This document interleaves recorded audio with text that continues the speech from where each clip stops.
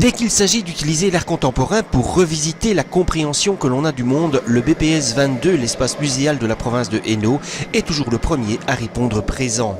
C'est à nouveau le cas avec l'exposition Intranquillité dans le cadre de la saison d'Abba Maroc qui déferle dans toute la Wallonie et à Bruxelles. 3 artistes différents, des matériaux différents pour finalement une vision commune. Ces 3 artistes, je crois, ont en commun cette espèce d'intranquillité qu'il faut comprendre comme une sorte de curiosité permanente à l'égard du monde qui les entoure et une curiosité qui les amène à ne peut-être pas accepter benoîtement les évidences, les certitudes qui leur sont proposées, mais au contraire d'avoir toujours une sorte de regard un peu critique, de regard un peu analytique, qui leur fait un peu refuser toute une série d'assignations ou de dictats imposés. Certains de ces artistes sont en butte aux extrémistes.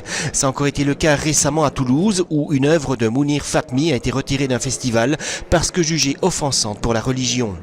Il est vrai que les œuvres exposées ici sont sans concession, provocantes, interpellantes, comme ces tapis sous bois d'une forêt de micros. C'est une pièce qui s'appelle Niquer la mort de Mohamed Elbaz, qui est constituée évidemment d'un ensemble de tapis qui apparaissent un petit peu comme le stéréotype du Maroc, ou en tout cas d'une certaine idée de la culture marocaine, et qui ici sont tondus par des tondeuses pour raser.